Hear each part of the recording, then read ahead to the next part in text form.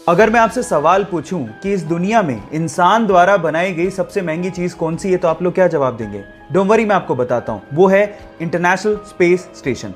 अब इसी के बारे में ही 3 इंटरेस्टिंग फैक्ट आप लोगों को बताने जा रहा हूं। Fact number 1, international space station का साइज फुटबॉल के मैदान के जितना बड़ा है। फैक्ट नंबर 2, इसके बावजूद भी इंटरनेशनल स्पेस स्टेशन अर्थ का पूरा एक रोटेशन मात्र 90 मिनट में लगा लेता है। एंड फैक्ट नंबर 3, जहां एक और अर्थ पे किसी भी इंसान को एक दिन में एक बार सनराइज और एक बार सनसेट दिखाई देता है, वहीं पे ही इंटरनेशनल स्पेस स्टेशन में किसी भी इंसान को दिन में 15 बार सनराइज और 15 बार सनसेट दिखाई देता है। ये इंटरेस्टिंग फैक्ट्स जान के आपको कैसा लगा? चैट सेक्शन में लिखना मत भूलिएगा। गाइज, अगर मैं आपसे सवाल पूछूं कि इस दुनिया की सबसे स्ट्रॉन्ग करेंसी कौन सी है तो आप लोग क्या जवाब देंगे? मेरा मतलब यह है कि जैसे आप सब लोगों को पता है कि $1 में लगभग 75 रुपए होते हैं। इसका मतलब यह हुआ कि रुपए के मुकाबले डॉलर 75 गुना स्ट्रॉन्ग है।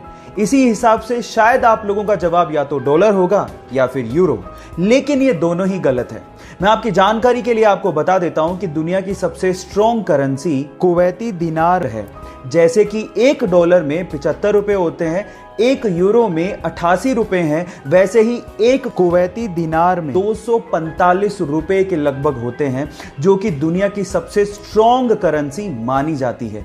क्या इसके पहले तक ये फैक्ट आपको पता था? और अगर नहीं पता था तो चैट सेक्शन में लिखना मत भूलिएगा। एस्ट्रोनॉट्स स्पेस सूट पहन के ही स्पेस में उतरते हैं, लेकिन अगर बिना स्पेस सूट पहने वो स्पेस में उतर जाएं तो क्या होगा? क्या आप जानते हैं? डोंट वरी, मैं आपको बताता हूं। अगर बिना स्पेस सूट पहने वो स्पेस में उतर गए तो वो 90 सेकंड यानी कि 1.5 मिनट से ज्यादा तक जिंदा ही नहीं रह सकते।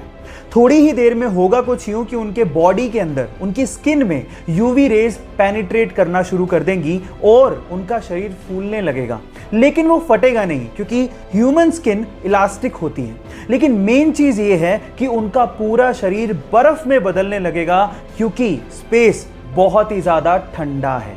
ये फैक्ट जान के आपको कैसा लगा? चैट सेक्शन में लिखना मत भूलिएगा। गाइज, अगर आप रेड कलर कोक के केन को पानी में डालेंगे तो आप देखेंगे कि वो डूब जाएगा, लेकिन अगर आप डाइट कोक के केन को पानी में डालेंगे तो वो फ्लोट करने लगेगा। सवाल ये कि ऐसा क्यों होता है?